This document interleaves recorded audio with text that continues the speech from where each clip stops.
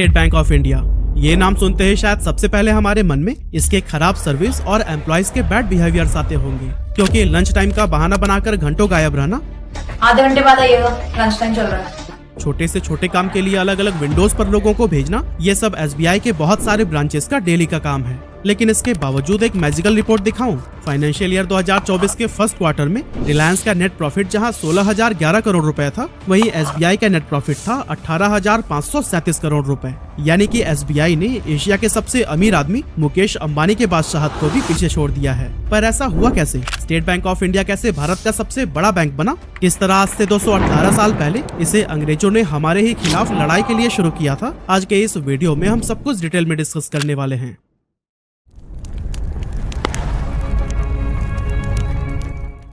SBI, जी हाँ, ये वही बैंक है जिसके 9,990 करोड़ रुपए लेकर विजय माल्या फरार हो गया था, लेकिन इसके बावजूद ये इंडिया का लार्जेस्ट बैंक है। अब वैसे तो इस बैंक में हम में से ज्यादातर लोगों का तो अकाउंट होता ही है, लेकिन क्या आपको पता है इसकी शुरुआत क्यों की गई थी? एक्चुअली इस बैंक को अंग्रेजों ने इसलिए शुरू किया था ताकि वो उनके खिलाफ खड़े होने वाले भारतीयों को मौत के घाट उतार पाएं। इस बैंक की शुरुआत 2 जून 1806 यानी कि आज से करीब 218 साल पहले ही की गई थी, और उस समय इसका नाम रखा गया था बैंक ऑफ कैलकाटा। एक्चुअली 1798 में रिचर्ड वेलेस्ली को इंडिया का गवर्नर बनाकर ब्रिटेन से भारत भेजा गया था, और इसने आते ही लोगों की नाक में दम करना शुरू कर दिया।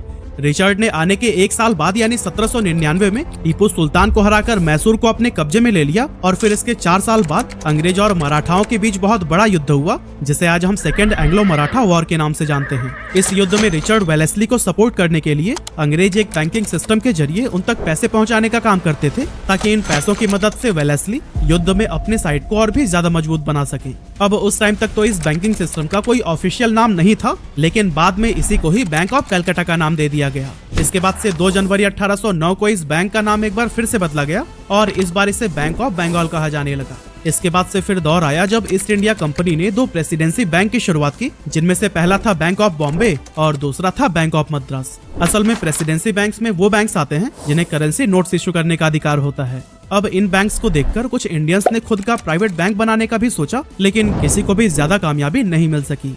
इन प्राइवेट बैंक्स के पतन में सबसे ज्यादा फेमस हुआ यूनियन बैंक, जिसे 1828 में रविंद्रनाथ टैगोर के दादाजी और उस टाइम के बड़े बिजनेसमैन में गिने जाने वाले द्वारकानाथ टैगोर ने शुरू किया था।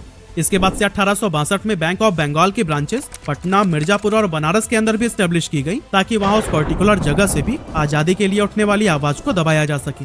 1861 के दौरान ही पेपर करेंसी एक्ट को लागू कर दिया गया, और बैंक ऑफ बंगाल इकलौता ऐसा बैंक था जिसे अंग्रेजों के दौर में नोट जारी करने का अधिकार मिला। अब इस बैंक को वैसे तो ब्रिटिशर्स को फायदा पहुंचाने के लिए बनाया गया था, लेकिन इसके बहुत सारे इंडियन कस्टमर्स भी थे, जिनमें से कुछ फेमस नाम है साइंटिस्ट जगदीश चंद्र बोस, इंडिया के first president Rajendra Prasad, politician दादा भाई नौरोजी और नोबेल प्राइज विजेता रविंद्रनाथ टैगोर। और दोस्तों, आज भी इन लोगों का नाम स्टेट बैंक ऑफ इंडिया बहुत प्राउडली अपने कस्टमर्स में गिनता है। तो दोस्तों, अब तक हमने यह जाना कि इस बैंक की शुरुआत 218 साल पहले किस तरह से हुई थी, लेकिन ऑफिशियल तौर पर यह स्टेट बैंक ऑफ इंडिया कैसे बना, चलिए इसके पीछे की स्टोरी को अब जान लेते हैं।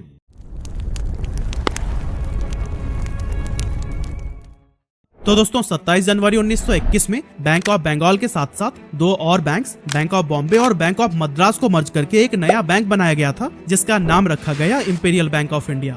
फिर आया 1947 जब भारत को अंग्रेजों से आजादी मिल गई, और इसके बाद भी इंपीरियल बैंक ऑफ इंडिया पहले की तरह ही अपनी सर्विस देता रहा अंटिल 1955।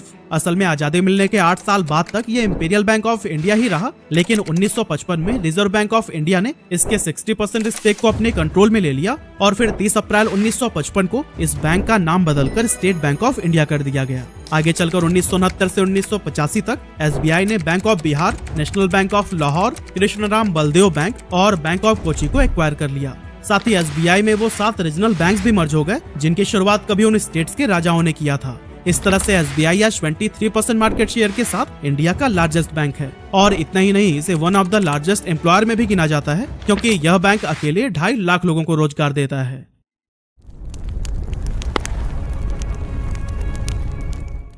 अब दोस्तों, जैसा कि स्क्रीन पर हम SBI के रिव्यूज देख रहे हैं, इस तरह के नेगेटिव रिव्यूज से पूरा इंटरनेट भरा हुआ है, और SBI पर अक्सर तरह तरह के मीम्स भी फेमस होते रहते हैं। लेकिन इसके बावजूद आपको जानकर हैरानी होगी कि SBI एक मोस्ट ट्रस्टेड बैंक है, जिसके पास 48 करोड़ से भी ज्यादा कस्टमर्स हैं। सर्विस से परेशान रहने के बावजूद भी लोग SBI को ही क्यों चुनते हैं? चलिए इसके पीछे के भी रीजन को हम जान लेते हैं। सबसे पहले तो एसबीआई ने अपने कस्टमर्स को सुविधा देने के लिए 22,405 से भी ज्यादा ब्रांचेस खोल रखे हैं। साथ ही 65,627 एटीएम्स और 72,000 सीएसपी यानी कि कस्टमर सर्विस पॉइंट इस बैंक को गांव-गांव तक पहुंचाता है। इतना ही नहीं, फॉरेन मार्केट्स में भी इसका एक बड़ा प्रेजेंस देखा जा सकता है क्योंकि एसबीआई 36 देशों में अवेलेबल है। इसके अलावा जैसा कि आपको पता ही होगा कि इंडिया में ऐसे लोगों की बड़ी संख्या है जो कि प्राइवेट बैंक्स के एवरेज मंथली बैलेंस को मेंटेन नहीं कर पाते हैं और उनके लिए भी एसबीआई एक बेस्ट ऑप्शन बनकर सामने आता है, क्योंकि जहां प्राइवेट बैंक्स में 10 से 15,000 रुपए तक का मिनिमम एवरेज मंथली बैलेंस आपको अकाउंट एक्टिव रखने के लिए चाहिए ही होता है, वो एसबीआई में सिर्फ 1,000 रुपए है। इसके अलावा जैसा कि आपने देखा होगा कि एसबीआई की इतनी ज्यादा ब्रांचेस हैं कि देश के हर कोने में आपको इनकी सर्विसेज मिली जाती हैं। ऐसे में चाहे गरीब हो या अमीर, हर कोई इनकी सेवाओं का बराबर फायदा उठा सकता है। जबकि ज्यादातर प्राइवेट बैंक्स सिर्फ प्रीमियम कस्टमर्स को ही सर्विस देने में इंटरेस्टेड होते हैं, इसीलिए उन एरियाज में वो अपना ब्रांचेस ओपन नहीं करते हैं जहां से उनकी टारगेट अचीव न हो सके। कई जगहों पर तो एसबीआई ने अपनी स्पेशल एग्रीकल्चर ब्रांचेस भी खोल रखी हैं, जिनकी मदद से ये किसानों को फसल बीमा से लेकर पशुपालन के लिए भी तरह तरह के स्कीम्स का लाभ देता है। इसके अलावा जैसा कि ये एक गवर्नमेंट बैंक है, इसीलिए सरकार जो भी स्कीम लागू करती है उसके बारे में लोगों को जागरूक करने और उसे ज्यादा से ज्यादा लोगों तक पहुंचाने का काम भी एसबीआई ही सबसे ज्यादा करता है। तो जब किसी बैंक से कस्टमर्स को इतने सारे बेनिफिट्स मिल रहे हों और जहां प्राइवेट बैंक्स महंगी सर्विस फी, मेंटेनेंस फी और कई तरह के चार्जेस लगाते हों, ऐसे में जाहिर सी बात है कि एसबीआई पर लोगों का भरोसा तो रहेगा ही। लेकिन दोस्तों, इस बैंक पर सिर्फ अकाउंट होल्डर्स का ही भरोसा नहीं है, बल्कि इन्वेस्टर्स भी इसे खूब पसंद करते हैं, क्योंकि अगर हम इसके शेयर्स का रिटर्न बहुत पीछे न जाकर सिर्फ लास्ट के 3 इयर्स में ही देखें तो वो करीब 180% है।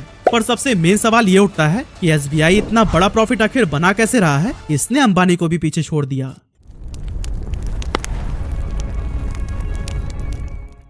तो असल में दोस्तों, एसबीआई हमेशा से ही प्रॉफिटेबल नहीं रहा है, क्योंकि जब प्राइवेट बैंक्स ने अपने पैर जमाने शुरू किए तो इसका इम्पैक्ट कई सरकारी बैंकों पर पड़ना शुरू हो गया, जिनमें से एक एसबीआई भी था। 2017 के थर्ड क्वार्टर में इसे 2,416 करोड़ रुपए, तो वहीं 2018 के फर्स्ट क्वार्टर में 7,718 करोड़ रुपए का लॉस हुआ था, जो कि भारत के बैंकिंग इतिहास में दूसरा सबसे बड़ा लॉस था। अब आप सोच रहे होंगे कि दूसरा क्यों? तो दोस्तों, आपको बताते चलें कि लॉस के मामले में पहले नंबर पर पंजाब नेशनल बैंक है, जिसे कुछ ही साल पहले डायमंड मर्चेंट नीरव मोदी ने 13,000 करोड़ रुपए से ज्यादा की चपत लगा दी थी, और इससे पहले कि पीएनबी और रिजर्व बैंक ऑफ इंडिया को इसका पता चलता वो विदेश फरार हो गया था।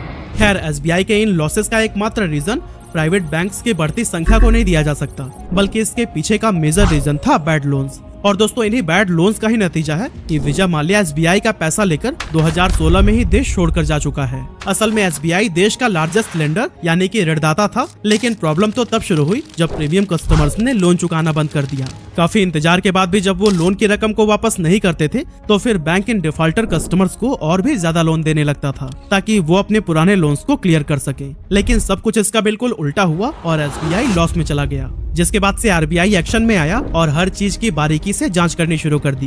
गवर्नमेंट बैंक में एसेट क्वालिटी का रिव्यू किया जाने लगा, अकाउंटिंग प्रैक्टिस को सही किया गया, साथ ही कुछ बैंक रिकैपिटलाइज किए गए तो कुछ मर्ज कर दिए गए। ये सब स्टेप्स लेने के बाद बाकी गवर्नमेंट बैंक्स की तरह एसबीआई भी दोबारा से प्रॉफिट जनरेट करने लगा, और इस तरह से आज इसने इंडिया की most profit making company Reliance industries को भी पीछे छोड़ दिया है।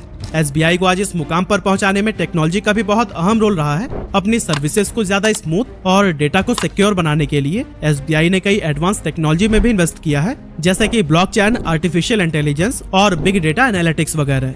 इन टेक्नोलॉजीज की मदद से एसबीआई ने लेन देन की प्रक्रिया को सुरक्षित बनाया है, कस्टमर सर्विस में सुधार लाया है और कंप्लेंट्स को इफेक्टिवली मैनेज करने में भी काफी कामयाबी हासिल की है। अब आप में से कुछ लोगों को लग रहा होगा कि ये सब तो बस बातें हैं, क्योंकि जब हम बैंक विजिट करते हैं तो फिर कोई भी एम्प्लॉय हमारी कंप्लेंट तक नहीं सुनता।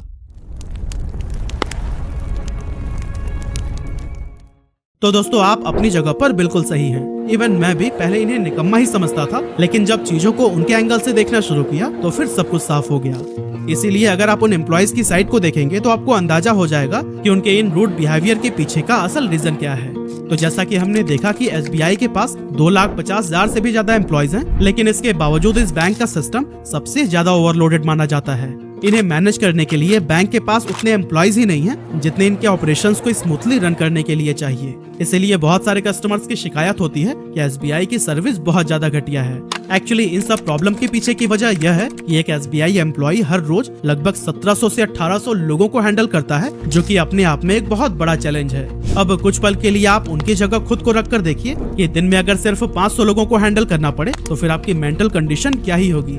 और उन एम्प्लॉयज के लिए ये सिर्फ 1 या 2 दिन की बात होती तो वो जैसे तैसे करके इसे हैंडल कर लेते, पर इसी सेम एक्सपीरियंस से उन्हें हर रोज गुजरना पड़ता है। और दोस्तों इस चीज का एहसास SBI को भी है, इसीलिए बैंक्स में आने वाले कस्टमर्स की संख्या को कम करने के लिए इसने अपने मोबाइल ऐप को लॉन्च किया था, जिसका नाम रखा गया योनो। इस ऐप के जरिए अकाउंट होल्डर बिना ब्रांच विजिट किए credit card, debit card, passbook और चेकबुक के लिए अप्लाई कर सकते हैं। इसके अलावा SBI कस्टमर्स को घर बैठे बैठे ऐप की मदद से ही होम लोन, KYC और सेविंग अकाउंट ओपन करने जैसी कई सारी सुविधाएं भी देता है। इस तरह से इंडिया के बैंकिंग सेक्टर में सबसे ज्यादा स्पीड से ग्रो करने वाला बैंक SBI ही है, जिसके प्रॉफिट का आधे से ज्यादा हिस्सा गवर्नमेंट के पास चला जाता है। और अच्छी बात तो ये है कि वो पैसे वापस देश के डेवलपमेंट में लगाए जाते हैं, जिससे हर किसी को ही फायदा मिलता है। इस तरह से हम कह सकते हैं कि SBI गवर्नमेंट के लिए भी एक कैश काउ की तरह है। लेकिन दोस्तों इसे कैश काउ बनाने में कई दिग्गज लोगों का हाथ रहा है, जैसे कि आज SBI एसेट मैनेजमेंट में 3rd largest mutual fund house है, जिसे बनाने में फॉर्मर चेयरमैन DN घोष का बहुत बड़ा रोल रहा है। साथ ही 2017 में जब SBI बहुत बुरे समय से गुजर रहा था और लगातार इसके लॉसेस बढ़ती जा रही थी, उस टाइम पर SBI की पहली महिला चेयरमैन अरुंधति भट्टाचार्य ने इसे दोबारा प्रॉफिटेबल बनाने के लिए काफी सारा काम किया। इसी तरह से फॉर्मर चेयरमैन रजनीश कुमार ने भी योनो बनाकर एक बहुत ही फ्यूचरिस्टिक स्टेप लिया, जिसकी मदद से बैंक ब्रांचेस की फंक्शनैलिटी तो सुधरी ही, साथ ही कस्टमर बेस भी काफी इंक्रीज हो गया। और दोस्तों SBI को इस लेवल पर ले जाने के लिए बड़े बड़े ऑफिशियल्स के साथ साथ हर उन कर्मचारियों की मेहनत भी लगी है जो कि अपनी कैपेसिटी से ज्यादा काम करते हैं। इसीलिए अगली बार SBI की सर्विस को क्रिटिसाइज करते समय आप इन पहलुओं के बारे में भी जरूर सोचिएगा। वैसे SBI के साथ में आपका कैसा एक्सपीरियंस रहा है, हमें कमेंट करके जरूर बताइएगा।